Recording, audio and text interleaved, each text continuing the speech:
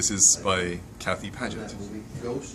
Flitting with tips of breath, butterfly wings here with us both. The scent of mountain fall leaves and junipers. We go into the night even as the azure cool loft waits. Do not go gently into that good night, they said, and you have complied.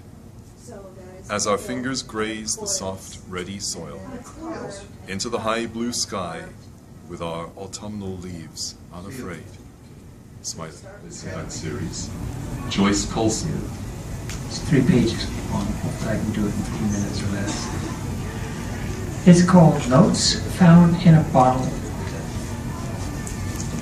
A short case of rhyming notes in bottles. 2 broken and 10 lonely notes left in a bottle.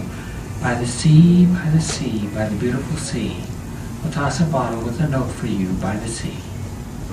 Cryptic notes from a broken bottle. Return to sender. Address unknown. No such bottle, no such note. I broke without your rote. Postage due for lack of water retention. First note, first bottle.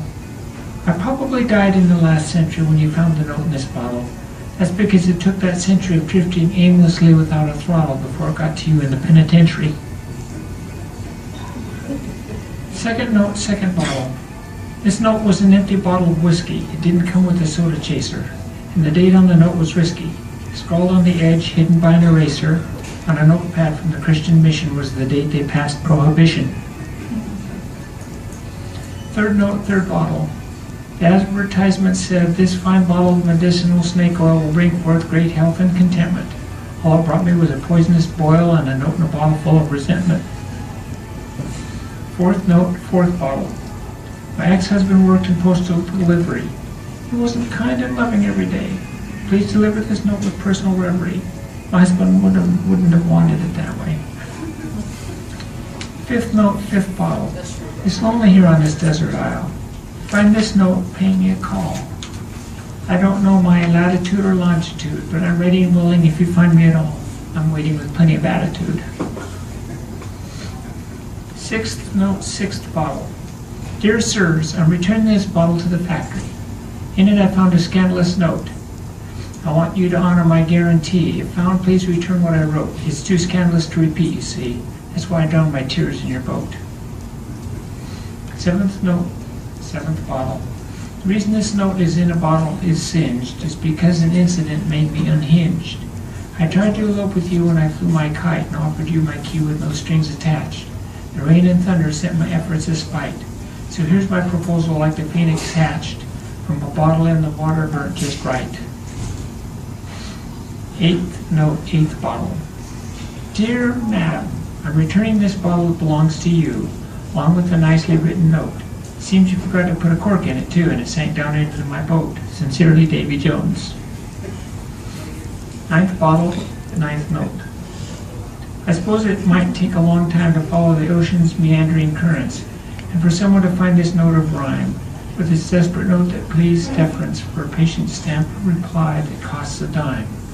Please reply by Friday and quickly do so. Sincerely, Robinson Crusoe. 10th note and last bottle. Dear Earthling, I don't know how this bottle washed ashore onto the beach of Epsilon near Danny 4. I gingerly picked it up with my tentacle, carefully consulted my tarot pinnacle, inquired within the note for a clue.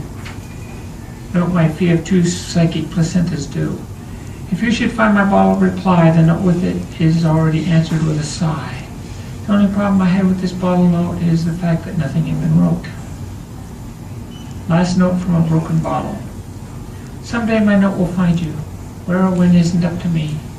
My broken bottle is heartbreak due, an unforgiven note of misery. This life of mine isn't satisfactory. Help! I'm enslaved in a Chinese bottle factory. News flash. This just in, just out of reach. A lamp was found on the beach, with no genie inside, just a note. Sorry, I'm closed for wishing. Instead, I've gone to do some fishing. Also in the news, an ancient bottle of wine was found on the beach. The label read, Caesar's wine, served with salad. In related reports, they finally found the 499 bottles of beer on the wall. They found the secret notes written by Napoleon's wife in a bottle. Ancient recipe found in a bottle. How to cook notes in a bottle. The Environmental Agency today banned bottles on the beach containing notes. They claimed an unnecessary waste of valuable melted sand. Finally, take note. This is the last bottle. Please do not litter. Put waste paper in bottle before throwing it away. A last note in the bottle. I knew you well. I bid you adieu. Parting is such sweet sorrow. May you find love in that note you find in a bottle. It's great to hear from regular attenders, and it's also great to hear from people who are new to this event, which is what's going to happen next. Sarah Guest has signed up. Welcome, Sarah.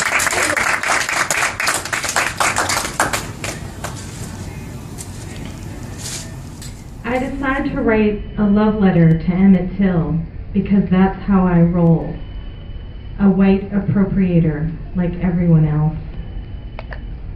Emmett Till belongs to you, black people, but the white part of his story belongs to me. I pretend I was the woman behind the counter at that store in Mississippi because I can pretend such things. Maybe it sounded like a cat whistle. Maybe I had a can of corn in my hand. Maybe I liked it.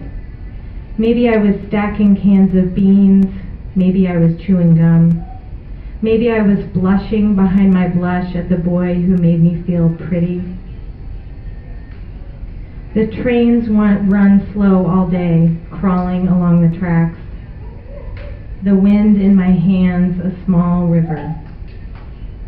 His mother's powerful wail already coming on, already in my ears, already in my heart. It is August 28th. His holy mouth agape between myself and my other self. I'm leaning into it and pulling the ring from my finger, a crack to hold a penny.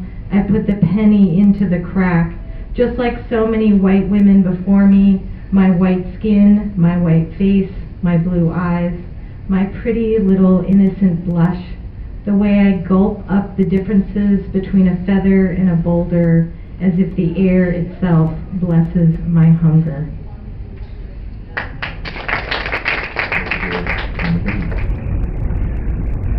I'd like to hand over now to a familiar face from these events, although we haven't seen her in a while.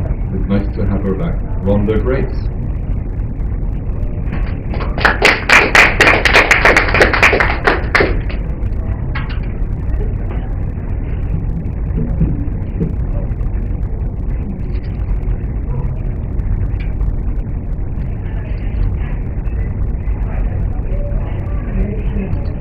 One I recently wrote called She Blinked.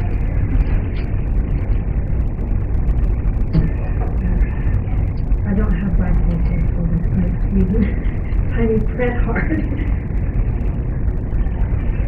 She blinks. Raindrops fall from eyes that see deep in pitch black. A sixth sense. She knows what you choose to ignore, the obvious, that I can't believe you missed that. She knows your secrets, the things you hate about yourself, the things you wouldn't tell your mother. All this and more. She knows where you hide your sins. She lives within your demented, manic moods. The secrets that lie quiet in the grouted tile of the bathroom floor. Hushed stories that lie beneath recarpeted floors and silent stillness of empty souls left to scream in winter woods. She blinks, holding back the rivers, skillfully keeping within its banks the angry waters of emotion. She believes in karma. One day, it was you who blinked on your way down the river. Thank you. From Vancouver, Washington, Bob Ferguson.